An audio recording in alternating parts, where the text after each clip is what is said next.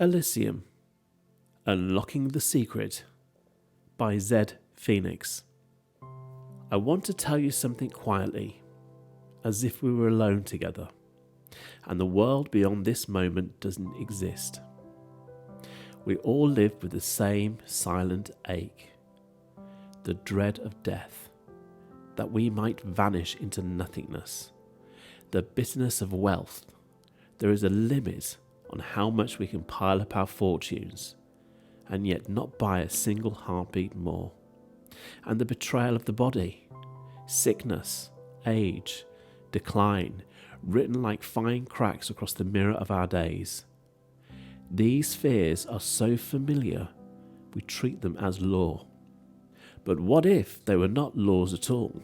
What if they were only shadows? Fragile illusions that dissolve the moment you step into the light. Consciousness transference is here, not tomorrow, not in some distant century, but now. Some will scoff, others will dismiss it as a trick or entertainment, but for those with the ears to hear, a new dimension has been revealed, and it waits like an unopened door for those willing to step through into a new earth where death and sickness no longer reign. The Wright brothers were bicycle mechanics, no different from any other men of their time, and yet, with wood and canvas and a dream that would not die, they rose from the ground for 12 seconds, and in that fragile flight, the whole world was changed. So it is with Elysium. The first trembling flights of consciousness are already here. The old world may mock it, but those who know will remember everything begins in whispers, in doubt, in fragile wings, until suddenly, impossibly, we rise. To achieve full awakened consciousness, we must train the mind. It does not happen by chance. It is a discipline, a practice, an education, a remembering. And the chapters you are about to hear are the beginnings of that process. A sample, yes, but also a threshold. So step closer, listen carefully. Your journey begins now. If you die before you die, then you won't die when you die. The beginning.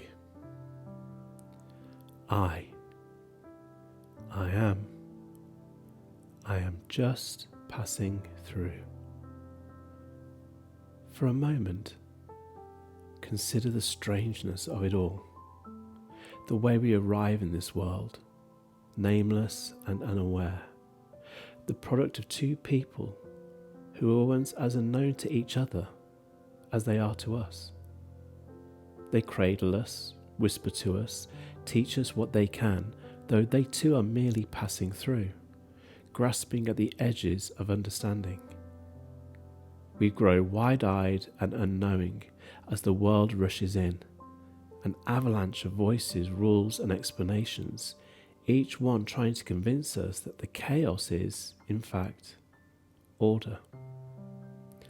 And so we listen to our parents, to our teachers, to the polished voices of authority that shape us into something presentable. We learn how to stand, how to speak, how to belong, but always beneath it, there lingers the feeling that we are actors in a game whose script was written long before we arrived. Who are we truly? Where did we come from? What is the meaning of all this? The glittering nights, the quiet heartbreaks, the endless search for something just out of reach. These are the questions that have haunted humankind since the first footstep echoed in the darkness. Life is a mystery, shimmering and elusive, and we, in all our longing and wonder, are part of that mystery. Through the long corridors of time, there have been scholars, theologians and philosophers, dreamers who in their brief moments under the sun left behind whispers of knowledge, fragments of wisdom, clues to a greater mystery we barely comprehend. The ancient Egyptians, for instance, scattered their symbols like breadcrumbs along the edges of eternity. They carved their riddles in stone, built temples that reached for the heavens, and buried their secrets beneath the golden sands. We do not know their names. We do not hear their voices, but their presence lingers, etched into the bones of the earth, their hieroglyphs murmuring of things once known and now forgotten. And so it goes. Humanity drifts through this place like wind through a vacant street, leaving little more than footprints in dust. Empires rise, empires fall, and the ages roll forward with relentless indifference. Billions have walked these roads before us, and billions more will follow, each believing they are the first to ask what it all means. I too have stepped into this world, as if waking from a dream into another unfamiliar one. The streets hum with voices, the air is thick with command, and before I can gather my thoughts, I am told where to stand, what to say, how to be. Long before the first of us knew the secret, they understood that this place was not a world but a game, an elaborate stage built for a higher purpose. The set would change, first Egyptians, then Rome, then the grandeur of Art Deco and the weight of the medieval, the gleam of the imagined future. Each age was a new act in the same unfolding play. But somewhere along the way we forgot. We mistook the illusion for reality. Instead of playing the game, we built walls within it, lost ourselves in our own small stories, and abandoned the knowledge that we once held in our hands. And now we wander the game, unable to recall how we got here, or that we were ever meant to find our way out. It was never about the designers of the game, or the builders of the maze, nor the reasons for its existence. The real question was why we were here at all. From the moment I arrived in this world, I knew, perhaps the way a child knows things before he's taught to forget, that this puzzle was solvable. Providence or some unseen hand had guided me past the painted backdrops and velvet curtains, showing me glimpses of the mechanics behind it all. There was a single truth buried beneath the weight of history, and to unearth it was to understand not only the world, but what it meant to be human. The ancients had known it once.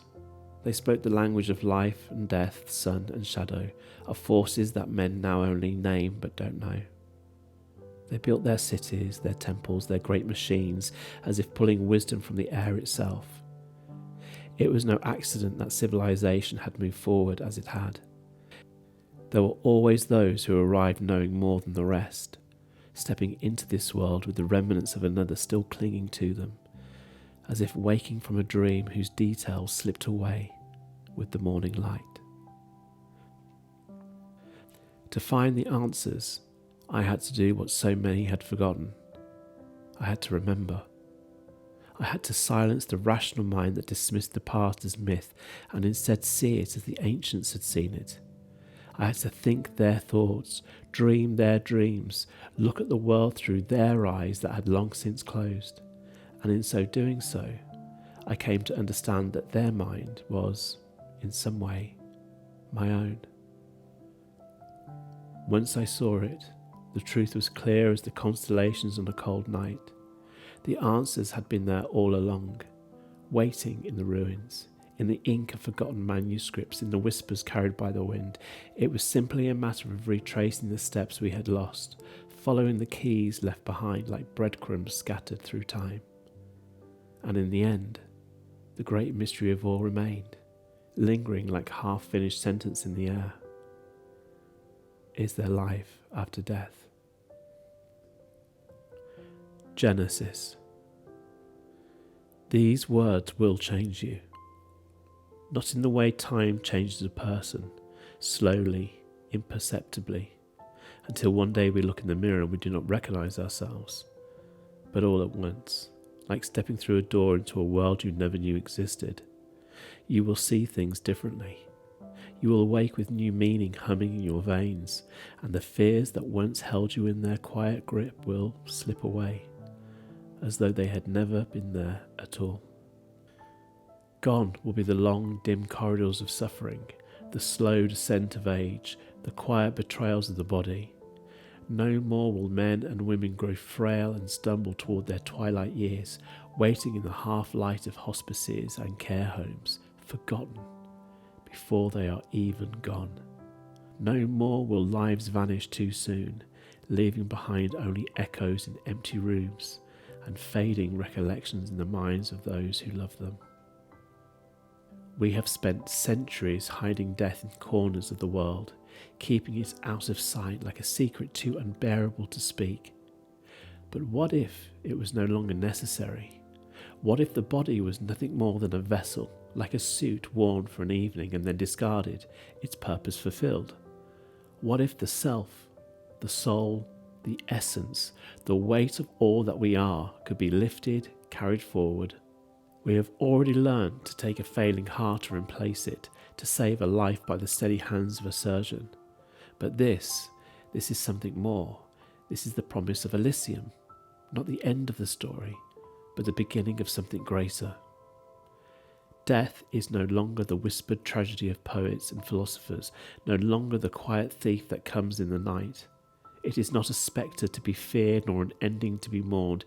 It is a door, a passageway, and beyond it lies something that was once known, then lost, like a dream slipping through morning light. I did not discover this. No, that would be far too grand a claim. I only remembered what the world had long since forgotten. The greatest revelation of mankind was not a product of our time, nor of the restless minds that built our towering cities and filled them with electric light. It was ancient, so ancient that its origins had been buried beneath the weight of centuries. The civilization that once held it, reduced to dust and half-remembered myths. Elysium is not a promise, but a revelation, a glimpse behind the curtain of existence, where the illusion of death dissolves like the mist beneath the sun. It does not break the laws of science, but binds them together, turning the scattered fragments of understanding into something whole, something clear. The ancients knew this. They called it judgment, a passage through which only those willing to see beyond their own limits could step. And what waits beyond? A world wider than we ever imagined, where the constraints of time and flesh no longer bind us, a place of boundless possibility, where the soul is no longer a prisoner of its own mortality, but something greater, free to rise, to evolve, to become. This is not the fevered dream of those 19th and 20th century novelists who cast their warnings in the glow of flickering gaslight and saw the future as cruel, mechanical thing.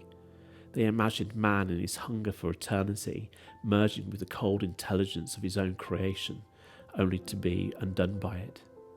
Their stories ended not in triumph, but in some tragic inevitability, where machines, vast and all-knowing, rose up to strip the world of its frail human architects. Always there was a whisper of judgment, a thinly veiled pronouncement that man, reckless and unworthy, had sealed his fate long before the first gears turned. But those writers were bound by the same sorrow that has haunted every generation before and after them.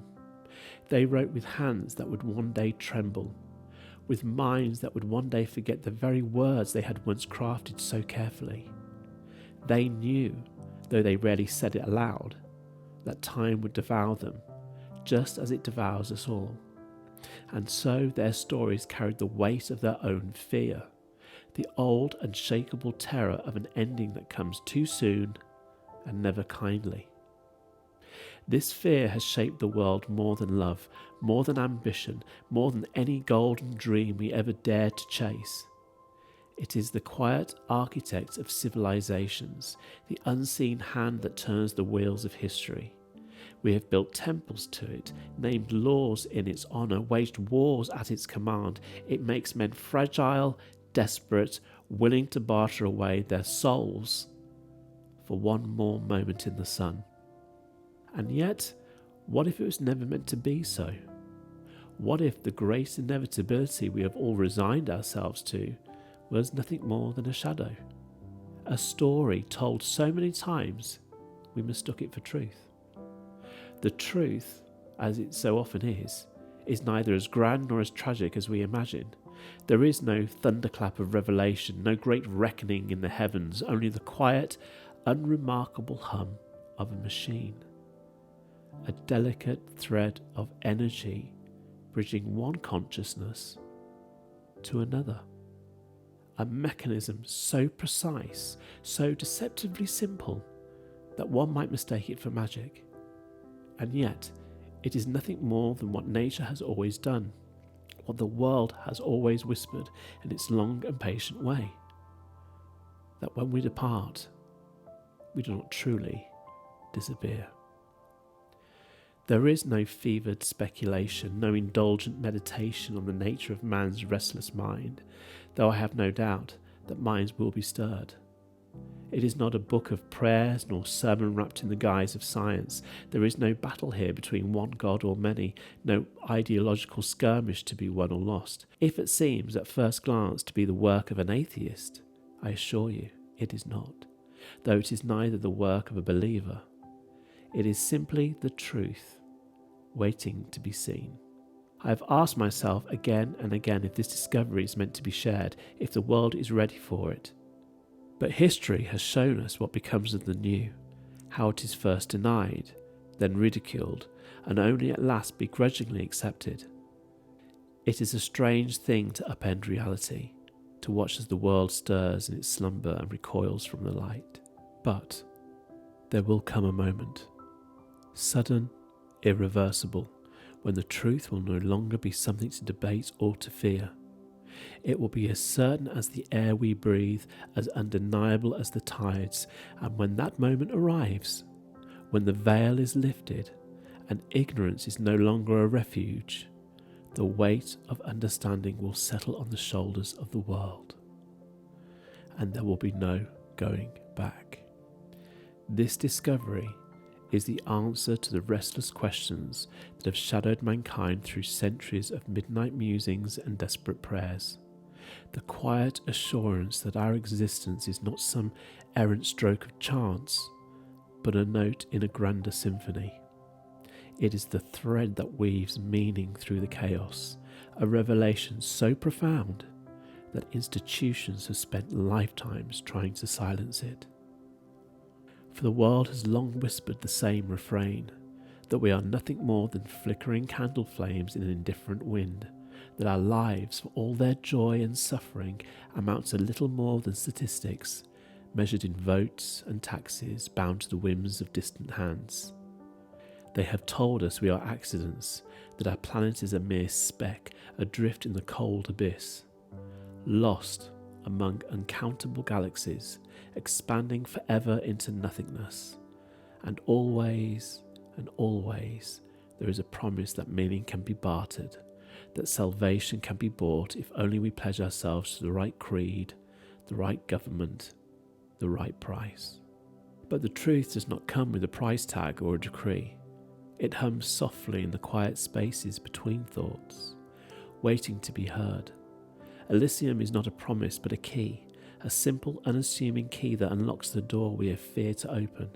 It tells us that death is not the end, that what we are, at our purest, is not flesh and bone, but something far more enduring. We are not prisoners of time, nor casualties of chance. We are energy, immutable and bright, the essence of who we have always been. And now, knowing this, the question is no longer whether we will endure, but whether we will rise, whether we will shape ourselves into something greater than we were before.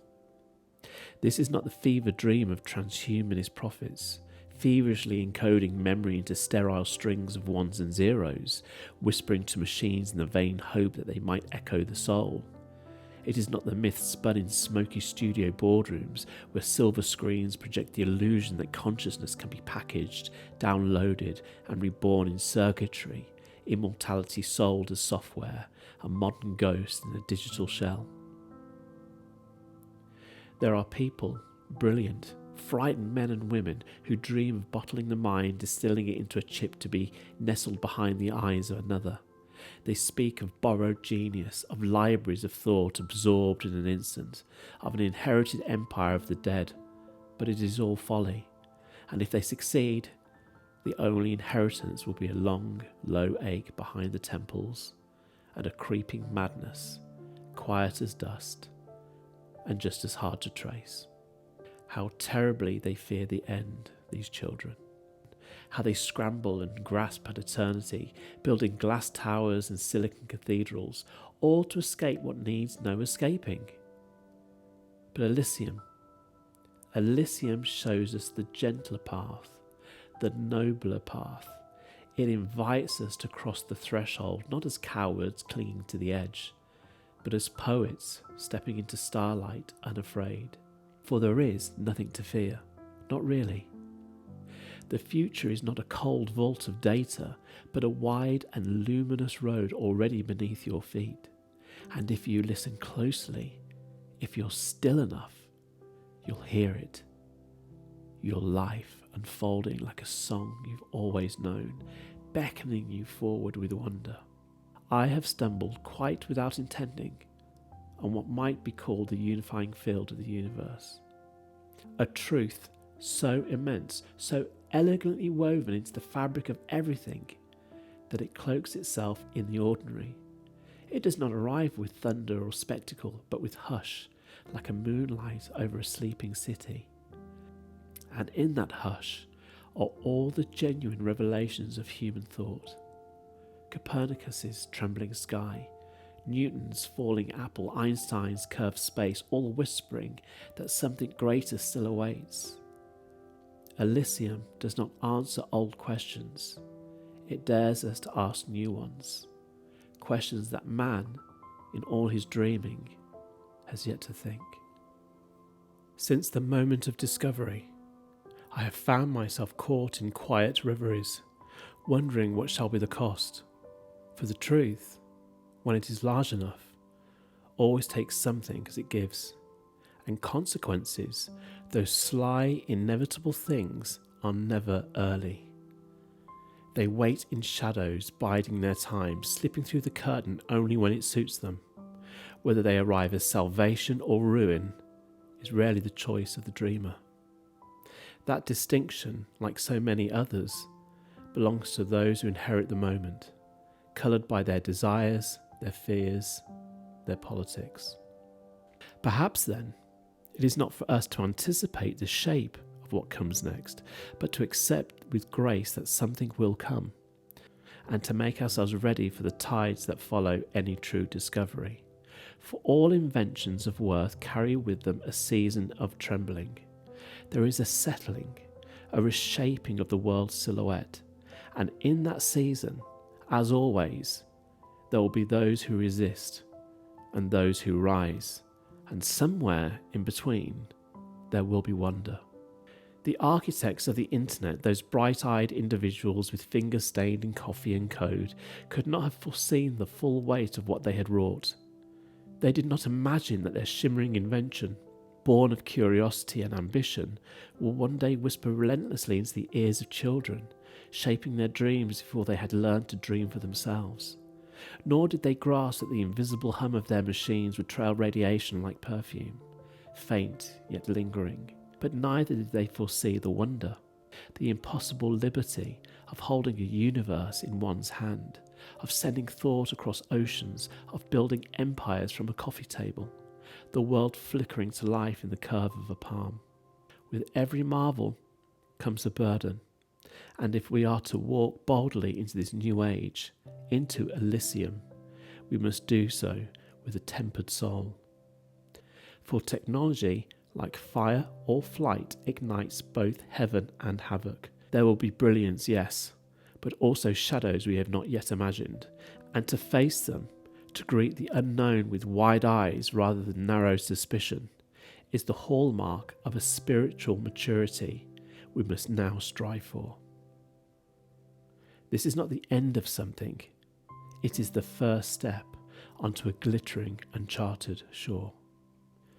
And naturally, When one speaks of life beyond life, of death unshackled, religion rises like incense from the centuries. The Christian world, solemn and luminous, leans on the miracle of resurrection, the belief that love can pierce even the veil of the tomb. But further east, in the temples of India and the mountains of Tibet, there is a quieter understanding, a long-held acceptance that the soul returns again and again like a tide against the sand. Reincarnation in those lands is not a mystery to be solved, but a rhythm to be honoured. This book, then, is not an argument, but an invitation. It offers a vision, not of oblivion or idle heaven, but of migration, a grand spiralling journey of consciousness through what I have come to know as the Elysium sphere. Together, we shall trace the mechanism that connects life to afterlife, dream to awakening. I will show you what I saw when I wandered beyond the ordinary mind, guided not by doctrine, but by the great dreams, the ones the high priests of forgotten ages once followed into the Telesterion, their sacred chamber of light, where the truth unveiled itself not with thunder, but with silence. The sphere. We ask it often, as though the question might draw back the veil of centuries. Who built the pyramids? And the answer, though whispered softly through stone and shadow, is this: people built them. Not gods, nor aliens, nor fantasies born of disbelief, but people, aching with wonder, reaching through time. They built them not as tombs, but as thresholds. They built them to fashion an Elysium sphere, a sacred architecture designed not to house the dead, but to send the living across the great unseen, to ferry the soul across the infinite, not with engines or wings, but with consciousness itself. This migration, the delicate art of slipping one's awareness through the folds of dimension, is how humankind has always dared the impossible. Across a field not of grass, but of magnetism and mystery, a sea of light and pulse that binds all things. Through it, the spirit travels, from one place to another, from this world to another, from this lifetime into the next. It may be a journey of miles or a leap across galaxies, and yet it happens as dreams do, in silence and certainty. Such a thing allows for a quiet kind of immortality, not the crass preservation of flesh, but the elegant transference of being, a life extended not by machines, but by memory, will and wonder. And if the body, the vessel, the avatar should falter or fall in one sphere, the consciousness remains afloat, gently held in the current of the Elysium. It will be born again elsewhere, as surely as the moon returns to the sky. The other, the companion, the counterpart, shall stay tethered to this earthly plane until their own hour comes, and they too pass into the shimmering unknown. Pyramids, like forgotten hymns across the world, on every continent, beneath every sea, silent monuments to an age drowned in silt and secrecy. They are not merely relics, but memories cast in stone, left behind by a civilization far older than the books cared to name. We dress them in the robes of ancient Egypt, a culture that flickered like a golden torch across time. But even that mighty lineage was only a faint echo of something older, stranger, more luminous. The truth lies buried beneath flood and myth, scattered like pearls in the mud of forgotten epochs. These pyramids, these ancient instruments, were never tombs, but terminals. They were not built for the dead, but for the voyager. As we now gather in airports and terminals awaiting departure, so too did they gather, not to fly through the air, but through the very fabric of reality. Human travel, at its most secret level, has always meant more than distance. it has meant transcendence. They did not cross the globe, they crossed worlds. They did it through crafts, not merely spacecraft in our modern sense, but vessels of consciousness, vessels of spirit. To create an Elysium sphere within such a craft is to grant it passage through the fourth dimension, a shimmering corridor where matter yields to intention and time bends gently like the stem of a flower in wind. These vessels still drift among us, darting between our skies and our disbelief, like half-remembered dreams. And the pyramids, in their stillness, speak of a knowledge that surpasses even our most daring intellects, not only in science, but in soul. And yet modern science, with all its cold elegance, insists that Earth is billions of years old, a truth half told. For they will not speak of the ages before history, of the cities that came and vanished like morning mist, of those whose hands carved light into stone. The ancients, oh, they were not crude. They were symphonies of intelligence and harmony, tuning themselves to the frequencies of nature, working not against the world, but with it, as lovers do, as poets once did, as we might again, if only we remembered. Modern academia, for all its polished marble halls and vaulted theories, still flinches at the grandeur of the past. It cannot bear to admit that those who came before might have known more, felt more than we do now.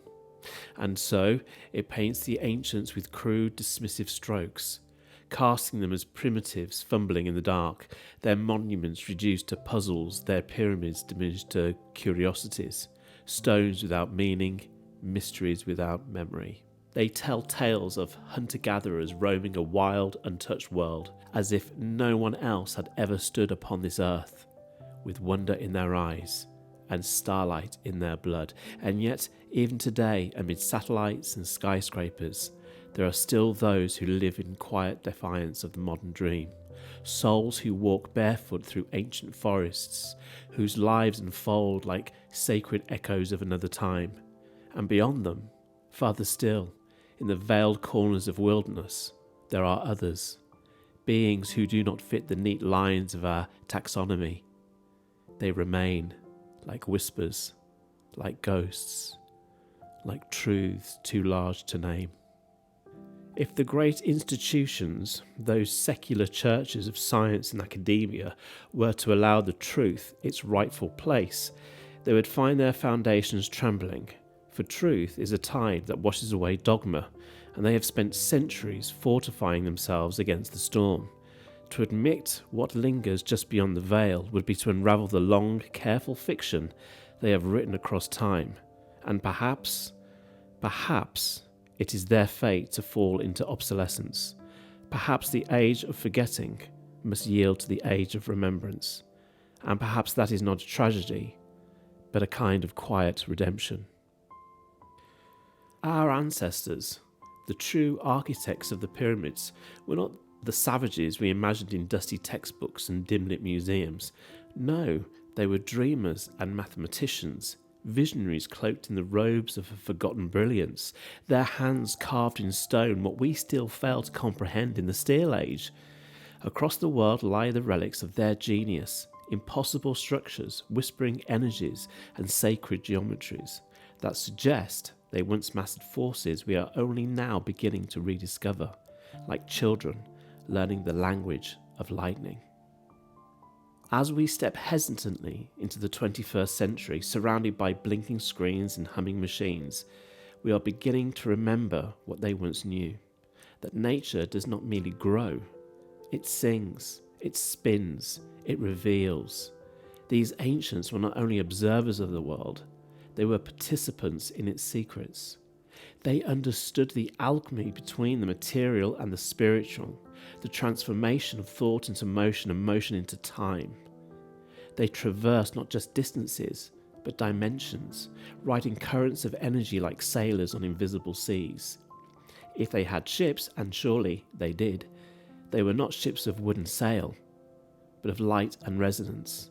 We imagine them like the admirals of old, venturing into the unknown, except their oceans were not blue, but folded, shimmering realms of possibility. And like the voyages we understand, their travel did not require movement. They journeyed without going anywhere, stepping between realities as one might pass from room to room, if only one had the key. It is strange, yes, stranger than we are comfortable admitting, but perhaps reality was always stranger than fiction, just more beautifully concealed. Modern man, for all his cleverness and clocks, has only skimmed the veil of heaven, reaching no further than low Earth orbit, where space begins to shimmer not with stars, but with charged particles, a tempest of electromagnetic breath. There, at the edge of all he knows, he peers longingly upward, dreaming of moons and distant suns. But the truth, elegant and cruel, is this. The earth is a sealed cathedral, a closed system, cloaked in a magnetic shroud so potent it humbles our grandest machines. What lies beyond is not space as we imagine it, but a field of energy, an ocean of transition, where one realm yields to another. Take, for instance, the black hole, that great silent mouth in the sky, swallowing light, swallowing time. To the modern physicist, it is a singularity. To the ancients, it was the cosmic serpent with an egg in its mouth, a symbol of passage, of rebirth, of light devoured only to be reborn anew. These were not myths, but metaphors for truths we are just beginning to rediscover. The sun, too, is no ordinary fire. It is a portal, an emissary of light from another dimension.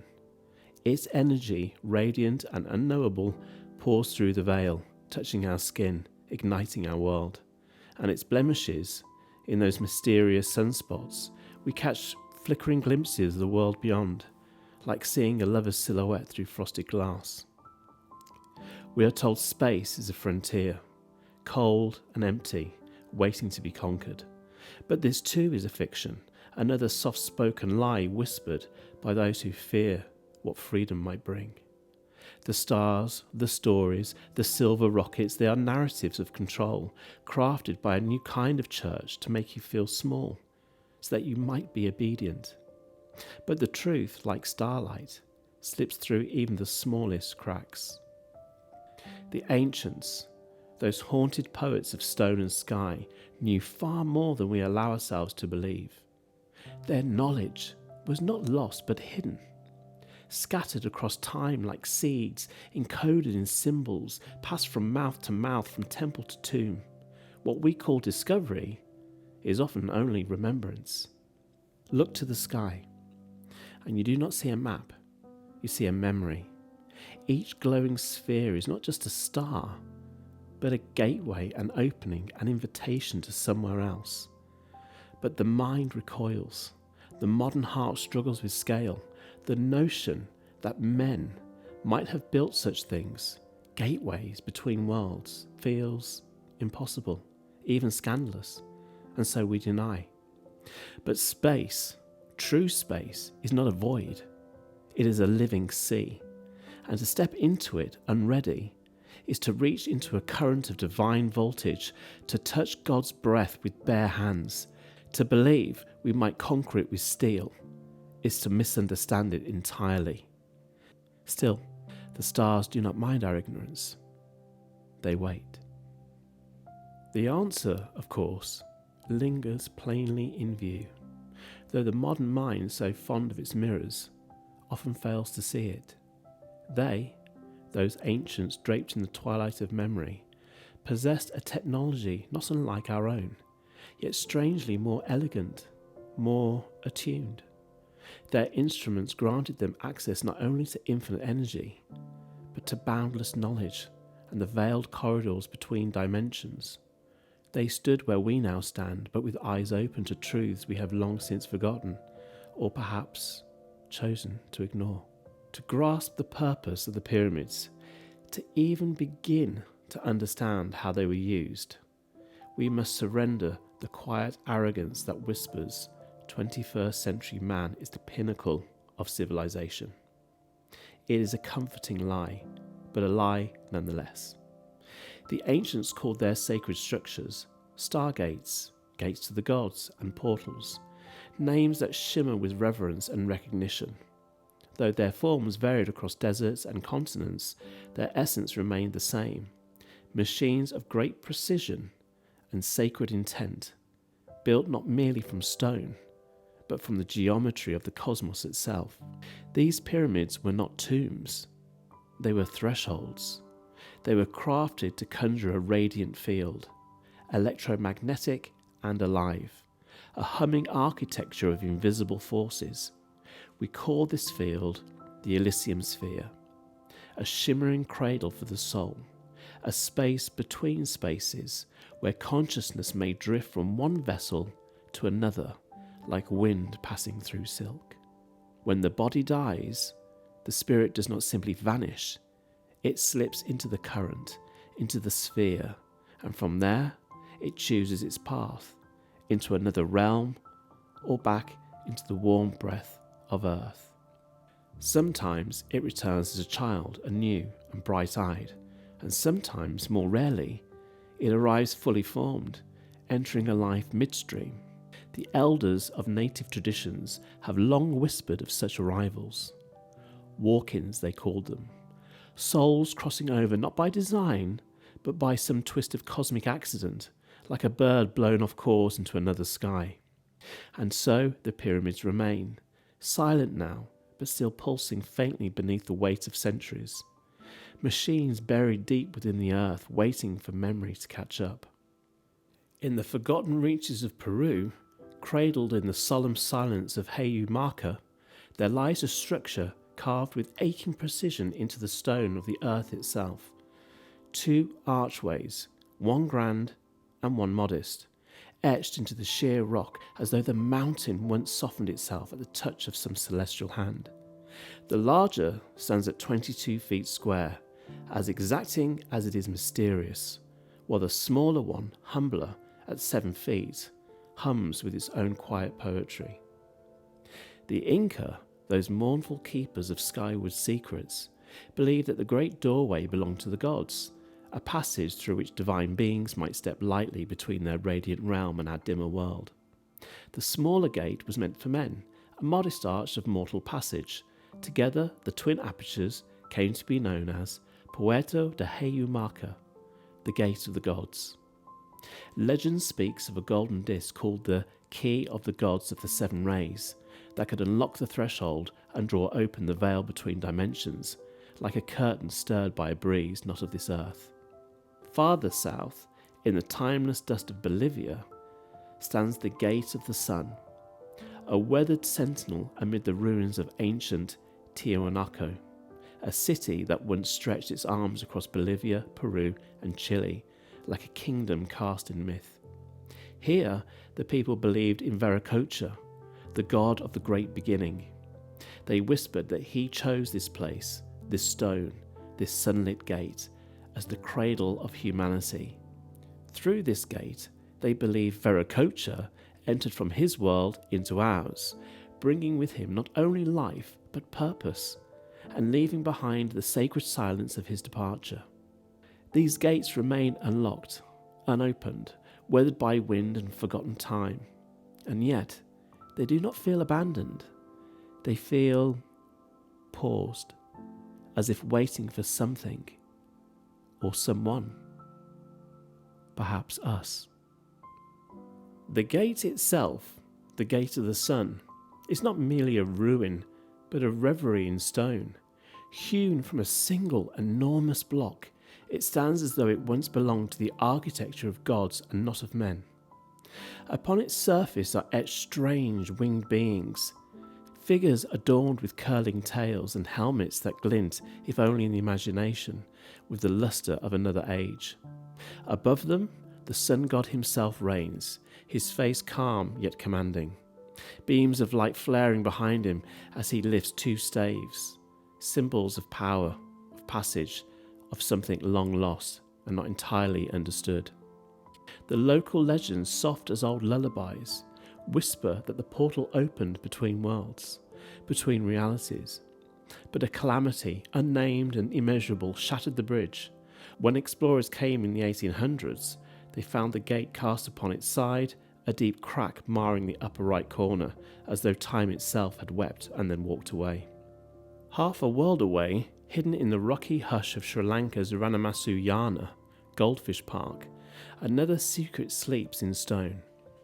Between ancient temples and the gentle shimmer of the Tiesuwiwa Reservoir, there lies a grid of strange symbols carved into a circle 6 feet wide, flanked by 4 stone seats, forever empty.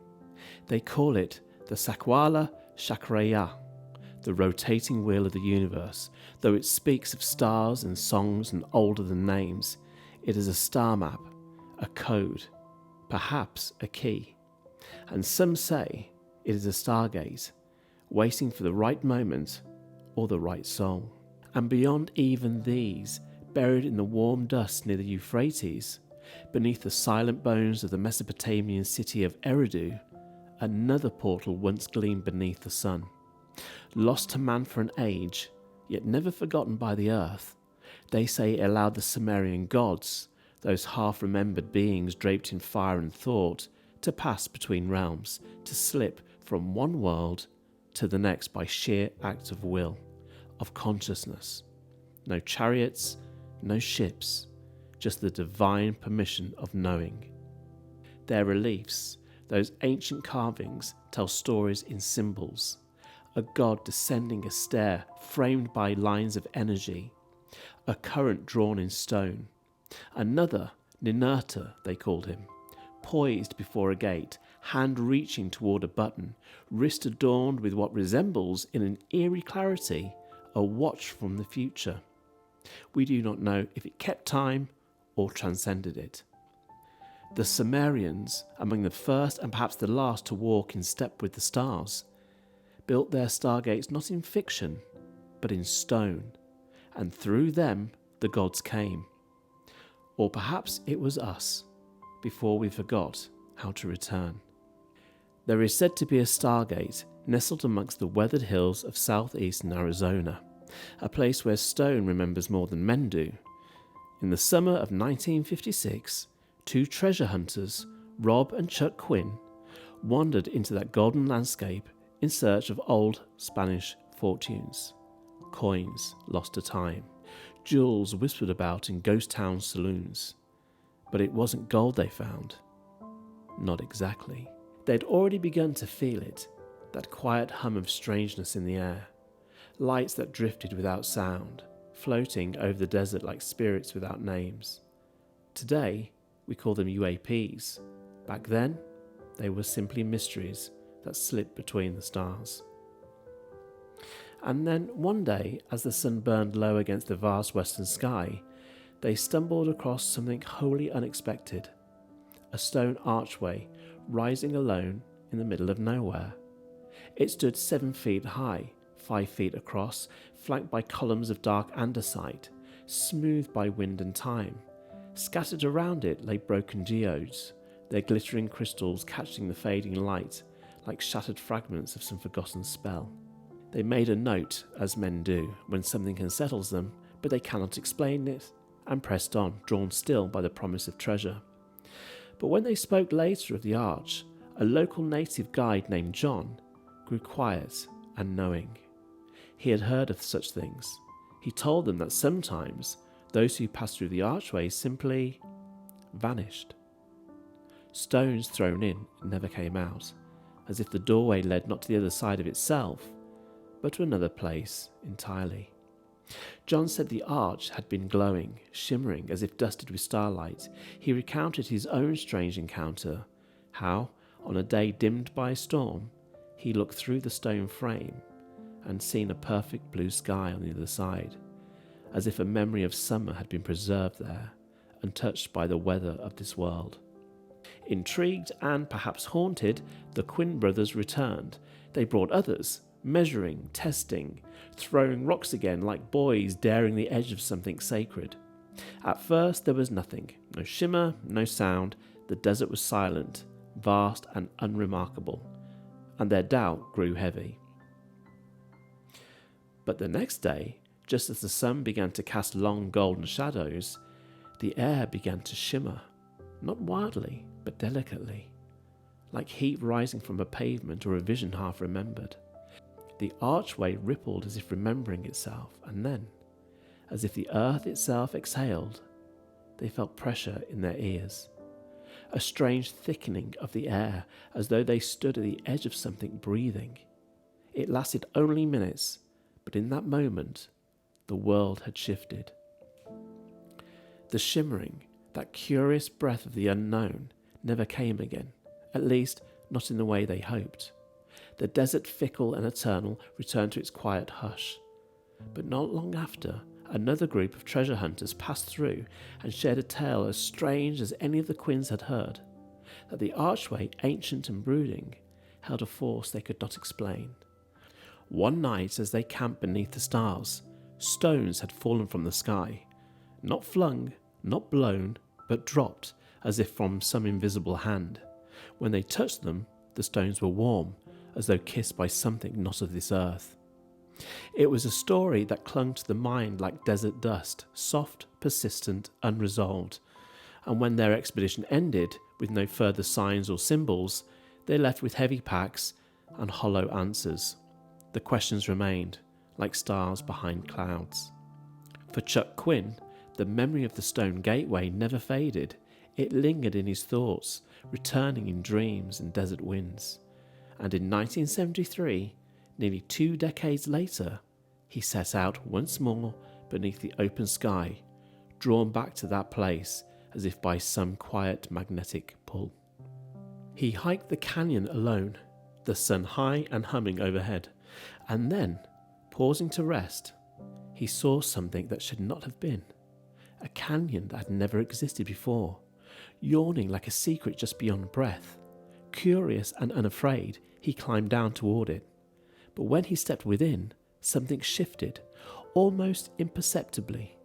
The light changed, the air was different, and suddenly, impossibly, he found himself standing 250 yards further than he had walked, on another slope entirely, one facing south, where before it had faced west. He was still in the canyon, and yet not, as though time or space, or perhaps memory itself, had folded slightly, letting him pass through without ever knowing it. It was not violent nor spectacular, but it was jolting, in that way only the surreal can be, a subtle crack in the glass of reality. And though he could not explain it, Chuck knew in his bones what had happened. He had moved. He had not walked. What we have come to understand through rumour, through fragments, through the soft-spoken recollections of those who dared remember, is that all these tales, no matter how outlandish, hum with the same quiet pulse, the strange, inescapable touch of electromagnetism. From ancient mountains to modern battlefields, from broken geodes to hidden doorways, the story remains the same, told in 1,000 different dialects of disbelief and awe. One of the most curious accounts, so fantastical that it dances at the edge of legend, centres on an ancient Sumerian stargate said to rest within the ziggurat near Nasiriyah, a solemn city in the southeastern deserts of Iraq. A pyramid temple, silent and sunlit, long thought to be little more than a sacred ruin, but in the 1920s, whispers began to surface. Expeditions were launched, some cloaked in the language of archaeology, others in silence. The governments involved did not share their findings. They never do. By 1941, the war in Iraq, known then as the Anglo-Iraqi conflict, erupted with little explanation, though hindsight has given us its secrets. Beneath the official reasons lay something far older than politics, a quiet, desperate struggle for control of that gate, that power. The documents came later, redacted, reluctant, trickling through time like a secret too heavy to carry, but too dangerous to bury. Even before then, in 1935, Heinrich Himmler had formed the Anaba, a cadre of archaeologists, mystics, and men hungry for meaning. They were sent across the world under orders to find the sacred remnants of a vanished people. Aryans, he believed, descended from the dream of Atlantis itself.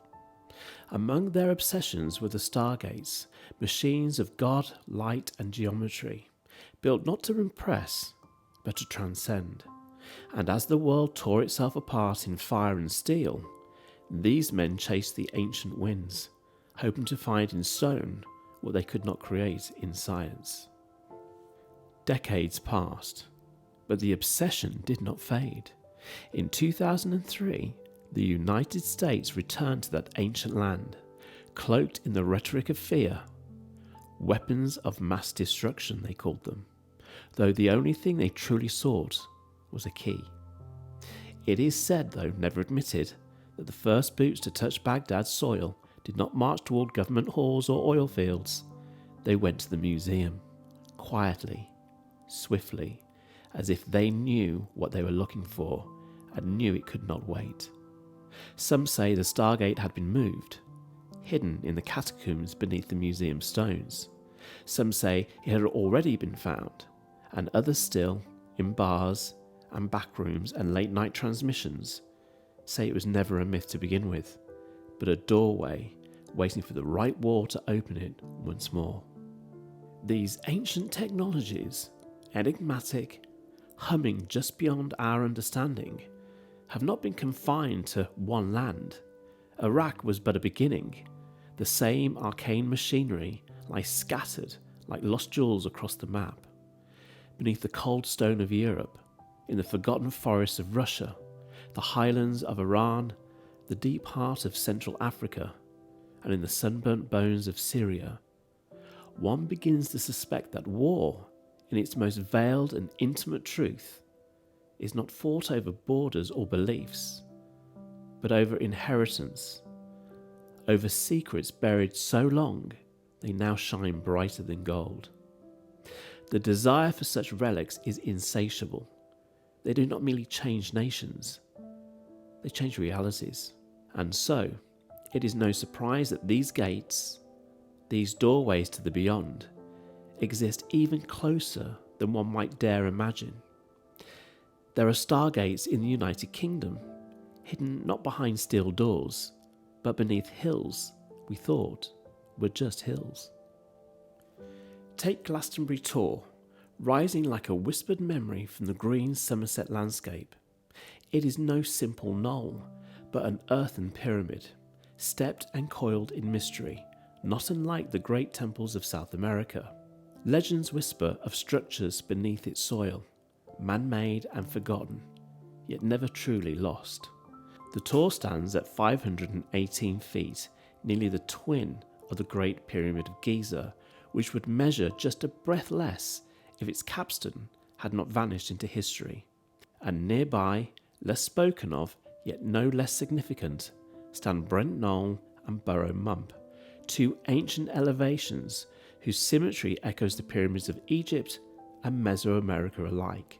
Together, they form a trinity, a sacred geometry carved into the land itself, mirroring the heavens. The triangle they form is no accident. It is Orion, written upon the earth, as the Giza complex once was, long before we called it wonder. Even in their language, the ancients whispered their secrets. The Ankh and the triangle, often seen together in sacred glyphs, were more than decoration. They were keys. Symbols, yes, but not merely of faith or power. They were two-dimensional echoes of three-dimensional truths, drawn not to explain, but to remind. And so we begin to understand, to glimpse not just their world, but the mind behind it. A mind that saw in stars and symbols the promise of return. A mind that etched eternity into stone and left it, delicately, for us to find. These symbols, etched in stone, carved in chalk, whispered in stars were not decoration but direction. To the Sumerians, they marked the way of Enlil, a sacred path to the abode of the gods. Their cuneiform tablets, cracked and dust-streaked, still speak in the silent language of the eternal, that there were once roads not made of earth, but of resonance, and those who walked them did not merely travel, they ascended. Here in England, amidst the soft folds of green and fog, lie monuments no less profound than those of the deserts. Glastonbury Tor, Brent Knoll, Burrow Mump, and even the elusive White Pyramid near St Austell, all align in strange, deliberate harmony. Greenwich, the very meridian of our modern world, lies amongst them, as though the ancients themselves had reached across the arc of time to leave their mark in the bones of London. These sites, scattered like jewels across the countryside, echo the same quiet blueprint found at every Stargate complex around the globe. The Uffington White Horse, frozen mid-gallop in the hills, is more than an artistic marvel.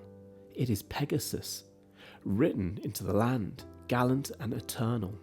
And further south in Dorset, the chalk figure of Cern Abbas rises with outstretched arms and silent mystery, a reflection of Orion the Hunter.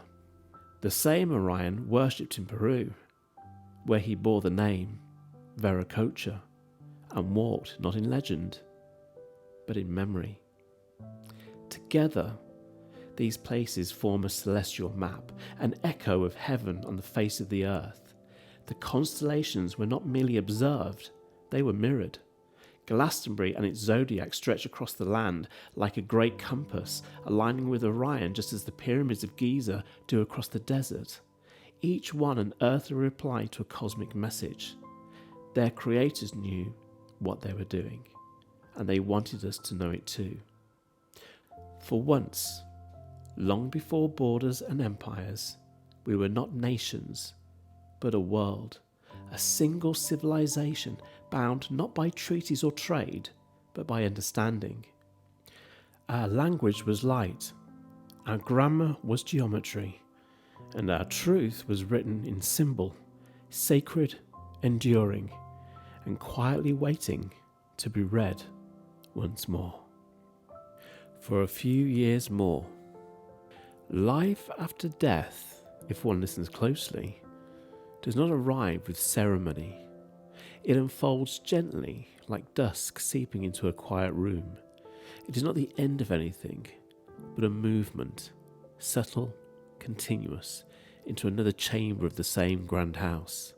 The soul, ever restless, does not vanish, but merely passes through the veil as fine as breath, slipping into another dimension that lies not far, but near, so near it brushes against this very moment. That veil, thin as memory, is accessed through what we call the electromagnetic field, though the name is pale beside its wonder. Across the vast unseen spectrum lies a frequency, an exquisite hum in the fabric of existence, that forms the Elysium sphere. It is not a place in the way we understand places, but a state, a condition, a radiant pause in the current of time. The Elysium sphere allows for the borrowing of energy, not the energy of fire or storm, but the quiet, cosmic current that lives in all things. The tremble of a leaf, the echo in a canyon, the pulse beneath a sleeping hand. This energy is what knits the stars together, what glows in the marrow of planets. We do not create it, we remember it. And its invisible conductor is the great unseen force, electromagnetism. Delicate, omnipresent, divine. Nature, we are told, is wild and accidental, but perhaps that is the grandest illusion of all. For nature, in truth, is not natural. It is designed, a dream written in roots and tides assembled with care and intention, a mechanism, a marvel, a precise arrangement of forces that allows spirit to house itself in form, and form to be shaped by spirit. We live in a world that was made, not simply found. And within it, everything breathes with meaning. Everything longs to return. What we call Earth, this blue sphere adrift in an ocean of stars, is not the aimless rock we pretend it to be, but a closed, deliberate system. A machine, if you must name it so, though that would dull its wonder. It hums with its own electromagnetic field, its own Elysium sphere, delicately tuned to sustain life as we know it, and perhaps more than life as we know. To describe it in this way is to reduce it, to strip the poetry from its design, but the mechanism remains, and somewhere within that mechanism, buried like a pearl in the shell of the world, I found the missing key.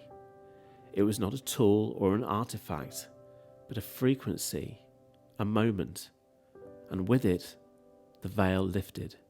What it revealed was staggering. Not only the lost language of advanced technology, but the secret pulse of the universe itself, a power so profound it had not stirred in millennia. By the time these pages draw to their quiet close, you will see it too. Not as metaphor, nor myth, nor idle speculation dressed in scientific garb, but as reality, as present and tangible as the breath in your lungs. You will understand that consciousness is not bound to the fragile machinery of flesh, that death, as we call it, is but a gentle migration, like autumn slipping into winter, and that we, simply by being here, are already participating in the great eternal process. To discover the Elysium sphere is have the world tilt beneath your feet in the softest, most extraordinary way. It is to realise that unlimited clean energy is not science fiction, but the gentle foundation beneath everything. That communication across vast distances is not reliant on wires or waves, but happens in the sacred chamber of the mind, so clearly, so intimately, it may well be your own voice speaking back to you from the stars. This book is not meant to dazzle with abstractions. It is not the indulgence of scientific posturing. It is an offering, a kind of remembering, an attempt to speak plainly of truths that have been cloaked for centuries by those who feared their power. For there are those, clever, frightened souls, who long ago discovered this knowledge and, rather than share it, sought to bury it, to bend it, to own it. They wrapped the sacred in secrecy, not out of reverence, but out of hunger. They wished not to protect it, but to keep it, as a miser keeps gold in dark drawers, untouched and shared. But time, like truth, is patient, and even the heaviest doors, those bolted with centuries of silence, cannot remain closed forever, not when the stars are whispering, not when the soul remembers. Across the sweep of history, scattered like pearls in the sands of civilization, there have been those who've glimpsed the map. The Egyptian papyri, the chants etched on temple walls, the sacred inscriptions now lost behind museum glass, these were fragments of something far grander. In 1842, Carl Richard Lepsius named it Totenbuch, the Book of the Dead, a name that clings to it still, though it does not deserve such finality. In truth, the words speak not of death, but of passage, of movement. The truer name, soft as breath and stranger on the tongue, is the utterances of coming forth by day. It is not a book of endings, but a guide, an atlas of realms beyond the veil. It does not reveal its meaning to the mind still fastened to this world. It is a map that unlocks only when one begins to understand reality, not as we're told it is, but as it truly feels beneath the surface of things. The knowing comes like light spilling through a crack in a shuttered room. When I discovered the Elysium Machine, I thought often of those old dreamers, those few who believed man could one day rise from the earth like the birds did. There was a time when flight was as unthinkable as immortality, as absurd as stepping through stone into another world. But then the Wright brothers built it, a frail, trembling thing of canvas and wood, and for 12 seconds, man took to the air. 12 seconds. That was all it took to reshape forever what we knew to be possible. So too, I believe, is this. Elysium is no longer a myth or a metaphor, it is a mechanism, a truth waiting to be lived. And like flight, once glimpsed, it can never be unimagined. They built a machine, not perfect, not polished, but enough to carry a dream into the wind. And as they built, they stumbled into discovery after discovery, as if the very air itself had been waiting for them to remember how to move through it. The Wright brothers did not invent flight. No, flight had always been with us, woven into feathers, written in the sky, painted on the walls of forgotten temples. The ancients with their silent wings and star-bound craft had known it well. They had risen once, before the story was lost in the sand. But in this new age, it was Orville and Wilbur who reached backward and forward at once. They were not engineers by training, nor scholars in grand academies. They were bicycle mechanics, brothers who watched the birds and believed that the sky did not belong only to the gods. They listened, as few do, to the echoes of what had already been discovered. They studied, they tinkered, they failed gently and often. And then, on a December day in 1903, when the wind rushed like a sigh across the dunes of Kitty Hawk, they flew. Just 12 seconds. The world would call it a miracle, but it was not a miracle. It was memory. A truth rediscovered, a fragile craft lifting into the air, carrying not only its pilot, but the weight of every ancient wing, every unspoken knowing, every buried blueprint of the soul. They proved, with timber and linen and courage, that man could rise, that the ground was not our prison, that gravity could be reasoned with. And in doing so, they did more than fly. They remembered. Man survives death. That much we have always known, though we do not say it out loud. It is a truth that has drifted across centuries like candle smoke, fragile yet unextinguished. Every culture has whispered it, dressed it in different words, wrapped it in myths and songs and the soft fabrics of legend. There was a time, so long ago it feels like a dream retold, that people lived for years uncounted, and some, it is said, never died at all. They stepped through the centuries like sunlight on stone, undimmed. From these memories, woven into fireside tales and carved into temple walls, we stitched together a cultural soul, one made not of science, but of symbols. And then, as always, came the fear. The people who built the world's walls, the ones we call powerful, turned truth inside out, painted it as peril. They could not unwrite the legends, so they recast them as warnings. Immortality became the curse of gods, the fate of the damned. Death, they said, was sacred, not to be questioned. And so they filled our heads with monsters, with horror stories widespread at bedtime, cautionary tales designed not to enlighten, but to deter. Stay away, they warned. To defy death is to defy heaven. To remember is to rebel. But Elysium speaks again, softly but clearly, like a long-lost lover calling across lifetimes. It answers the question we all carry beneath our ribs. What is the meaning of this? And its reply is not a sentence, but a vision of strange, beautiful realities and deeper truths that we have dared to consider. To discover there is an afterlife, that consciousness not only endures, but endures intact with memory and self and soul, is to step into a new kind of dawn. Through the quiet architecture of the fourth dimension, where electromagnetism bends like music, we have learned to model the migration of the self. A man-made miracle, not of wire and fire, but of intention. A vessel leaves, a vessel arrives, and consciousness flows, untouched, awakened. And with each passage, each return, we gather something more. Knowledge that becomes understanding, experience that matures into wisdom, memory that softens into truth. In this, perhaps, we come to know not just how to live, But why? It is a cruel inheritance that we must stand helplessly as those we love vanish from this world, slipping away like stars swallowed by dawn. And more cruel still, that we must one day follow them, not knowing what lies beneath the hush. There is something barbaric in that design, something unfinished, as though creation paused before smoothing the edges of grief. And yet, as with all great sorrows, there is a deeper current beneath the pain, a mystery that begins not with death, but with what comes after. For beyond this life lies the fourth dimension, not a place of endings, but of questions.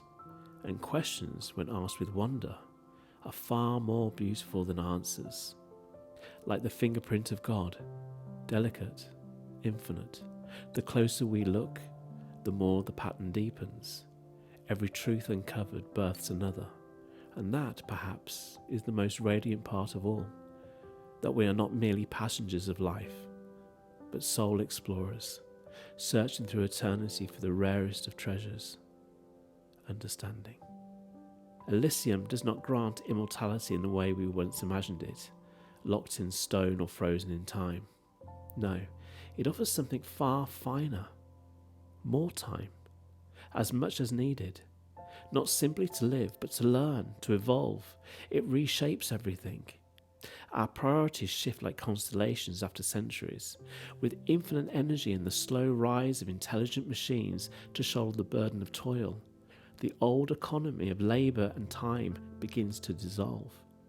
We need no longer sell our hours, our bodies, or our dreams for bread. And most of all, we need no longer fear death or time's cruel clock. At first, Elysium confounds. It unsettles the tidy beliefs we've built our lives around. But once the fog lifts, what remains is not terror, but a vast and solemn invitation, one that asks not what you've earned, but what you will become. And the journey ahead, it will not be one of obedience, but one of observation. It will lead us across the starlit halls of time and the quiet folds of space, collecting experience not for the sake of conquest, but for wisdom. And perhaps in doing so, we will finally leave behind the slow suicide of fear, competition and war, the death cult in which we unknowingly reside, and step into a luminous adulthood. An age not of dominance, but of understanding, not of power, but of peace. To discover that we survive death truly and wholly is not just to change our beliefs, but to shift the very axis of our world. It unravels the old ways like thread from a forgotten tapestry. And when such truth becomes undeniable, society cannot help but transform. That is the rhythm of nature. Not chaos, but quiet evolution. When the mind expands, the world must follow. Consciousness migration, like the first trembling flights above the dunes of Kitty Hawk, will soon become ordinary. One more miracle folded into the fabric of daily life. There will come a time, perhaps sooner than we dare hope, when humanity will look back and weep, not just from joy, but from sorrow. Sorrow that we ever feared death, that we clothed age and illness in dread, that we let grief become a law rather than a passage. And those who come after us, those born into a world where life continues like song, will wonder how we endured such darkness, how we bore the heaviness of endings when the light was always just beyond the veil. For now we have a choice, to live not by the clock, but by the heart's desire, as long as we wish, until joy itself says, enough. Of course, nature, in her quiet wisdom, will still place her limits. Accidents will still occur, there will be tragedies and disappearances, and the quiet pull of adventure that sometimes takes a soul beyond return. Not all will choose to go on forever. Some may wish for a few more years of golden light. Others may wander for centuries, their consciousness flowing like a river through vessel after vessel, chasing the constellations of time. We now possess what the ancients whispered of, the ability to harness true knowledge, not knowledge for power, but for peace, for awakening. And in this, we do not begin a new story, we continue an old one. Because the truth is this: we have lived before, many times. We have died and we have returned, each life a page, each memory a spark. The fragments remain flickers of a place, a face, a sorrow too specific to be imagined. We call them dreams, but they are not dreams. They are echoes of ourselves, lingering in the quiet corridors of our consciousness. In our Elysium field, that shimmering tapestry that holds who we were and who we are becoming, there lives the sum of it all. And it has always been there, waiting to be remembered. This truth, makes us individuals, irrevocably beautifully so. There is no grand collective humming beneath our thoughts, no singular source which we must return like drops to some divine ocean. Energy does not flow from one great spring, but divides and multiplies endlessly, infinitely, like starlight scattering across a midnight sea. Each of us is a sovereign flicker of being, separate, singular. Alone, yes, but gloriously so. For nature, in all her subtle craftsmanship, never once asked us to merge. She asked us only that we be. And the earth, our first and final home, was not meant to be plundered for trinkets of meaning. Crystals, those quiet and ancient bones of the planet, belong deep within her. They are not souvenirs of the restless soul. They are regulators of the world's silent breath, harmonizing the magnetic music of the sphere that cradles us. Together with the hidden metals and forgotten stones, they form a lattice, delicate, divine, sustaining the Elysium sphere that surrounds our lives like a halo. To strip them, to steal them, is to pull threads from the gown of a sleeping goddess. But if we are brave, if we let the truth speak rather than silence it, then something new will rise. Roles once unimagined, opportunities not forged in markets but in meaning, and yes, some will flinch at this book, some will hiss that Elysium is a danger, a trick, an evil dressed in starlight. But to them I ask, should we have abandoned the skies because bombs followed wings? Was flight a crime because it was misused? No. The sky was always meant for wonder, and so too is Elysium. It does not promise a perfect world, no. No true gift ever does. For all discoveries are born with dual natures, light and shadow, blessing and burden. That is the rhythm of the cosmos. The volcano scorches, yes, but it also gives birth to islands, to soil so rich it sings. Fire and then flowers, destruction and then the breath of life. Could Elysium be used in darkness? Perhaps. Anything worth holding can be. But for most, for the many, it will be something far more sacred. A doorway, a revelation, a soft and devastating awakening. It will not simply change lives, it will restore them. It will make the cynic weep. It will lift even the most fractured soul into a new clarity. And at the very least, it will start them down the golden path, the path of becoming, of remembering, of finally understanding what it means to be alive. We are not subverting death. There is no natural death, not truly. There is only the passage, the drift, the letting go. What we have now is not an escape, but a choice. A softening of fate's harshness. You may choose the hour, the horizon. You may decide when to cross the threshold into the quiet kingdom of Osiris, and in doing so, re-enter the world again, memory intact, soul unblurred, as though waking from a dream you never quite left. We are no longer passive passengers in the story of our lives. We are observers now, aware, awake, turned gently inward, toward the self. When I was a boy, becoming a millionaire was the stuff of magazines and murmurs, something far away and gleaming. In time, the bar moved, first to multi-millionaires, then to billionaires, and now, impossibly, to trillionaires. Wealth became the measure of imagination, of ambition, and bound. So too will it be with time, with life. Longevity will be no accident, no secret guarded by genetics or privilege. It will be a choice, a celebration, a deeply personal migration of the spirit. You will choose when to let go. You will gather your loved ones not in mourning but in joy, because you are not vanishing, you are moving on. You are spinning the wheel of being, choosing to return not as a stranger, but as yourself, reborn, with wisdom, with laughter, with the soul worn smooth by love.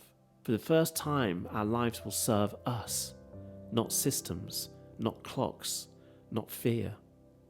We will craft characters not for others, but for ourselves, identities shaped across time, honed with every experience, polished with kindness.